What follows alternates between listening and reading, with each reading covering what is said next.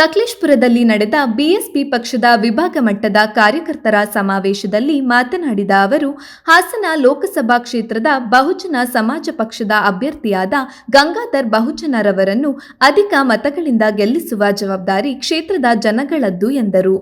ಬಡ ಕುಟುಂಬದಿಂದ ಬಂದಿರುವ ಗಂಗಾಧರ್ ಬಹುಜನ ಅವರು ಸಮಾಜದ ಸೈನಿಕರಾಗಿದ್ದಾರೆ. ಇವರ ಬಳಿ ಹಣ ಕಡಿಮೆ ಇರಬಹುದು, ಆದರೆ ಗುಣ, ವಿದ್ಯೆ ಹೆಚ್ಚಿದೆ, ಬುದ್ಧಿವಂತರು ಕೂಡ ಆಗಿದ್ದಾರೆ ಎಂದು ಹೇಳಿದರು. ಇಂದು ದೇಶ ಆಪತ್ತಿನಲ್ಲಿದೆ. ಸಂವಿಧಾನ ಬದಲಾವಣೆಯ ಧ್ವನಿ ಕೇಳಿ ಬರ್ತಿದೆ. ಈ ದೇಶವನ್ನು ಹಾಗೂ ಸಂವಿಧಾನವನ್ನು ರಕ್ಷಣೆ ಮಾಡುವ ಜವಾಬ್ದಾರಿ ನಮ್ಮ ಎಲ್ಲರದ್ದು ಎಂದು ಹೇಳಿದರು. ಬಿಎಸ್ಪಿ ಅಭ್ಯರ್ಥಿಯನ್ನು ಗೆಲ್ಲಿಸುವುದರ ಮೂಲಕ ಈ ದೇಶವನ್ನು ಒಂದು ಮಾದರಿ ದೇಶವನ್ನಾಗಿ ರೂಪಿಸುವ ಜವಾಬ್ದಾರಿ ನಮ್ಮೆಲ್ಲರ ಮೇಲಿದೆ. ಸಂವಿಧಾನವನ್ನು ಯಥಾವತ್ತಾಗಿ ಜಾರಿಗೊಳಿಸುವ ಕೆಲಸಕ್ಕೆ ಎಲ್ಲರೂ ಸಹಕರಿಸಬೇಕು. ಮತ ನೀಡುವುದು ಮಾತ್ರವಲ್ಲ, ಮತದ ಜೊತೆಗೆ ಹಣವನ್ನು ನೀಡುವಂತಹ ಉದಾರಿಗಳು ನಾವಾಗಬೇಕು ಎಂದು ಹೇಳಿದರು. ನಮ್ಮ ಸಂವಿಧಾನವನ್ನ ನಾಶ ಮಾಡೋರಿದ್ದಾರೆ, ಅದನ್ನ ತಡಿಬೇಕಂತಂದ್ರೆ ನಾವೆಲ್ಲರೂ ಬಹುಜನ್ ಸಮಾಜ ಪಾರ್ಟಿಯ ಅಭ್ಯರ್ಥಿಯನ್ನ ಗೆಲ್ಲಿಸಿ ಪಾರ್ಲಿಮೆಂಟ್ಗೆ ಕಳಿಸಿ ಅಲ್ಲಿ ಸಂವಿಧಾನವನ್ನ ಉಳಿಸ್ತಕ್ಕಂಥ ಕೆಲಸವನ್ನ ನಾವು ಮಾಡಬೇಕಾಗಿದೆ. और यही मेरा आप लोगों से निवेदन भी है कि आप सभी लोग मिलकर के कर्नाटक के अंदर बहुजन समाज पार्टी के प्रत्याशियों को जिताने का काम करेंगे और उन्हें वोट भी देंगे और नोट भी देंगे. ये नहीं सिर्फ वोट देने से काम बनने वाला. कैंडिडेट को घूमने के लिए, मूवमेंट करने के लिए नोट की भी जरूरत पड़ती है और उसके पास नोट कहां से है? We are Bahujans, we are poor. हमारे लोग गरीब हैं, उनके पास पैसा नहीं है, बट ये उनके पास गट्स है because they are soldier of this movement and mission. तो सोल्जर मूवमेंट और मिशन के हैं. This is our responsibility. We will support physically, mentally and economically. हम हर हालत में अपने कैंडिडेट को सपोर्ट करने का काम करेंगे. ಈ ಬಾರಿ ಈ ಹಾಸನ ಲೋಕಸಭಾ ಕ್ಷೇತ್ರದಲ್ಲಿ ನಮ್ಮ ಅಭ್ಯರ್ಥಿ ಯಾರು ಅಂತಂದ್ರೆ ಸಹೋದರ ಗಂಗಾಧರ್ ಬಹುಜನ್. ಗಂಗಾಧರ್ ಬಹುಜನ್ ಅವ್ರನ್ನ ನಾವು ಅಭ್ಯರ್ಥಿಯನ್ನಾಗಿ ಪಕ್ಷ ಮಾಡ್ತಾ ಇದೆ. ಆದ್ರೆ ಗಂಗಾಧರ್ ಬಹುಜನ್ ಹತ್ರ ಹಣ ಇಲ್ಲ. ಗಂಗಾಧರ್ ಬಹುಜನ್ ನಿಮ್ಮಂತೆ ಸಾಮಾನ್ಯ ವ್ಯಕ್ತಿ, ಬಡವರ ಪರಿವಾರದಿಂದ ಕುಟುಂಬದಿಂದ ಬಂದಿರತಕ್ಕಂಥ ವ್ಯಕ್ತಿ. ಸೊ ಹಾಗಾಗಿ ಈ ಬಡ ಕುಟುಂಬದಿಂದ ಬಂದಿರತಕ್ಕಂಥ ಗಂಗಾಧರ್ ಬಹುಜನ್ ಅವ್ರನ್ನ ನೀವು ಗೆಲ್ಲಿಸ್ಬೇಕಂದ್ರೆ ಬರೀ ಕೇವಲ ವೋಟ್ ಕೊಡೋದು ಮಾತ್ರ ಅಲ್ಲ, ನೋಟನ್ನು ಕೂಡ ಕೊಡಬೇಕು.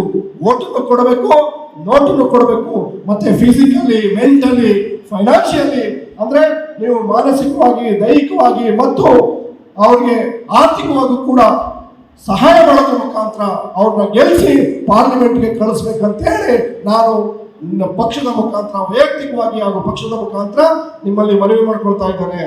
And now I want to declare the list of the candidates. 25 candidate BSP member of parliament of Karnataka. तो सबसे पहले तो मैं सकलेश्वर से बोल देता हूँ, गंगाधर बहुजन.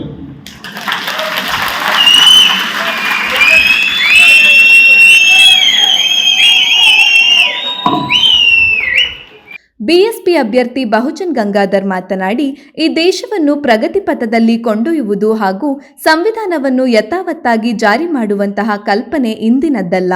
ಇದನ್ನ ನಮ್ಮ ಹಿರಿಯ ನಾಯಕ ಕಾನ್ಶಿರಾಮ್ ಅವರು ಘೋಷಿಸಿದ್ದರು. ಇದನ್ನು ಕಾರ್ಯಗತ ಮಾಡಬೇಕಾದ ಜವಾಬ್ದಾರಿ ನಮ್ಮದಾಗಿದೆ ಎಂದರು.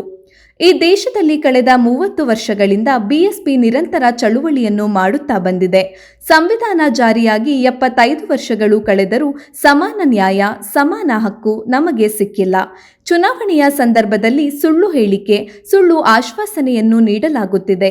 ನಮ್ಮ ಪ್ರಣಾಳಿಕೆ ಸಂವಿಧಾನವನ್ನು ಯಥಾವತ್ತಾಗಿ ಜಾರಿ ಮಾಡುವುದೇ ಆಗಿದೆ ಎಂದರು. ಸಂವಿಧಾನ ರಕ್ಷಣೆಯ ಕೂಗು ದೇಶಾದ್ಯಂತ ಕೇಳಿ ಬರುತ್ತದೆ ಅಂದರೆ ಸಂವಿಧಾನ ಅಪಾಯದಲ್ಲಿದೆ ಎಂದರ್ಥ. ನಾವುಗಳು ಇಂದು ಎಚ್ಚೆತ್ತು ಸಂವಿಧಾನ ರಕ್ಷಣೆಗೆ ಮುಂದಾಗಬೇಕಿದೆ. ಸಂವಿಧಾನ ರಕ್ಷಣೆಗಾಗಿ ನಾವು ಪಾರ್ಲಿಮೆಂಟ್ ಹೋಗಬೇಕಿದೆ. ನಾವು ಬೀದಿಯಲ್ಲಿ ಮನಸ್ಸಿನಲ್ಲಿ ಹೇಳುತ್ತಾ ಕುಳಿತರೆ ಅದು ಕಾರ್ಯಕರ್ತವಾಗುವುದಿಲ್ಲ. ಪಾರ್ಲಿಮೆಂಟ್ಗೆ ಸುಮ್ಮನೆ ಹೋದರೆ ಅದು ಸಾಧ್ಯವಾಗುವುದಿಲ್ಲ. ಚುನಾವಣೆಯ ಮುಖಾಂತರ ಆಯ್ಕೆಯಾಗಿ ಹೋಗಬೇಕು. ನಾವು ನಮ್ಮ ಮತವನ್ನು ಸಮರ್ಪಕವಾಗಿ ಬಳಸಿಕೊಳ್ಳಬೇಕು. ಹಾಗಾಗಿ ಬಹುಜನ ಸಮಾಜ ಪಕ್ಷಕ್ಕೆ ನಿಮ್ಮ ಮತವನ್ನು ಚಲಾಯಿಸಿ ಎಂದು ಹೇಳಿದರು. ಕಳೆದ 30 ವರ್ಷಗಳಿಂದಲೂ ಕೂಡ ನಮ್ಮೆಲ್ಲರ ರಾಜಕೀಯ ನೇತಾರರಾಗಿರ್ತಕ್ಕಂಥ ಮಾನ್ಯ ಕಾನ್ಶಿರಾಮ್ ಸಾಹೇಬರ ಒಂದು ಚಿಂತನೆಯಲ್ಲಿ ಈ ದೇಶದ ರಾಜಕಾರಣ ಯಾವ ರೀತಿಯಲ್ಲಿ ಸಾಗಬೇಕು, ಈ ದೇಶದ ಸಂವಿಧಾನ ಯಾವ ರೀತಿ ಅಪಮೌಲ್ಯ ಆಗ್ತಿದೆ, ಈ ಅಪಮೌಲ್ಯಗೊಳಿಸಿರ್ತಕ್ಕಂಥ ಸಂವಿಧಾನವನ್ನ ಯಾವ ರೀತಿ ನಾವು ಮೌಲ್ಯಯುತಗೊಳಿಸಬೇಕು, ಅದನ್ನು ಉಳಿಸಬೇಕು, ಅದನ್ನು ಕಾಪಾಡಿಕೊಳ್ಳಬೇಕು, ಈ ಪ್ರಜಾಪ್ರಭುತ್ವ ಯಾವ ರೀತಿ ಅಸ್ಥಿರಗೊಳಿಸ್ತಿದ್ದಾರೆ, ಇದರ ಆಧಾರ ಸ್ತಂಭಗಳನ್ನ ಯಾವ ರೀತಿ ಅಲ್ಲಗಟ್ಟಿದ್ದಾರೆ, ಅದರ ಯಾವ ರೀತಿ ನಾವು ಸುಭದ್ರಪಡಿಸಬೇಕು ಅಂತೇಳಿ ಮಾನ್ಯ ಕಾಂತಿರಾಮ್ ಸಾಹೇಬರು ಈ ಆಂದೋಲನವನ್ನು ಪ್ರಾರಂಭ ಮಾಡಿದ್ರು. ಏನು ಸಂವಿಧಾನ ಸಂರಕ್ಷಣೆ ಮತ್ತು ಸಂಪೂರ್ಣ ಜಾರಿ ಇರ್ತಕ್ಕಂಥದ್ದು, ಅದು ನಾವೇನು ಈ ಊಟ ಹಾಕಿರ್ತಕ್ಕಂಥದ್ದಲ್ಲ, ನಮ್ಮ ರಾಷ್ಟ್ರೀಯ ನೇತಾರರು ಕೊಟ್ಟಿರ್ತಕ್ಕಂಥ ಒಂದು ದೊಡ್ಡ ಶೀರ್ಷಿಕೆ. ನಾವು ಕಳೆದ 30-35 ವರ್ಷಗಳಿಂದ ಕೂಡ ನಿರಂತರವಾಗಿ ನಾವು ಈ ಬಗ್ಗೆ ಬಹಳ ದೊಡ್ಡ ಮಟ್ಟದ ಹೋರಾಟವನ್ನು ಮಾಡ್ಕೊಂಡು ಬಂದಿದ್ದೀವಿ. ಯಾಕಪ್ಪ ಅಂತಂದ್ರೆ 75 ವರ್ಷಗಳ ಕಾಲದಲ್ಲಿ ಸಂವಿಧಾನ ಜಾರಿಯಾಗಿ ಸಂವಿಧಾನದ ಅನುಗುಣವಾಗಿ ನಮಗೆ ಏನೆಲ್ಲ ಹಕ್ಕುಗಳು ಅವಕಾಶಗಳು ಸಿಗಬೇಕಾಗಿತ್ತು, ದೇಶದಲ್ಲಿರ್ತಕ್ಕಂಥ ಪ್ರತಿಯೊಬ್ಬ ಪ್ರಜೆಗೂ ಕೂಡ ಪ್ರತಿಯೊಂದು ಸಮುದಾಯಕ್ಕೂ ಕೂಡ ಯಾವುದೇ ತಾರತಮ್ಯವಿಲ್ಲದೆ ಎಲ್ಲರಿಗೂ ಕೂಡ ಸಮಾನವಾದ ಹಕ್ಕು ಅವಕಾಶಗಳು ಸಿಗಬೇಕಾಗಿತ್ತು. ಇವತ್ತು ಕೂಡ ತಾರತಮ್ಯಗಳ ಒಂದು ಸುಳಿಯಲ್ಲಿ ಸಿಲುಕಿ ನಲುತ್ತಿರ್ತಕ್ಕಂಥದ್ದನ್ನು ನಾವು ನೋಡ್ತಾ ಇದ್ದೀವಿ.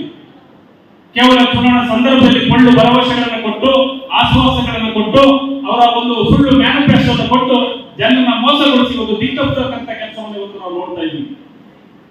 ಸಂವಿಧಾನ ಸಂರಕ್ಷಣೆ ಮಾಡ್ತಾ ಇದೀವಿ ಅಂತಂದ್ರೆ ನಾವು ಅನ್ಕೋಬೇಕು ಎಲ್ಲೋ ಅದಕ್ಕೆ ಅಪಾಯ ಬಂದಿದೆ ಅಂತ. ಅಪಾಯ ಬಂದಿದೆ ಅಂದ್ರೆ ಅದರ ರಕ್ಷಣೆ ಮಾಡ್ತಕ್ಕಂಥ ಅವಶ್ಯಕತೆ ಇರಲಿಲ್ಲ.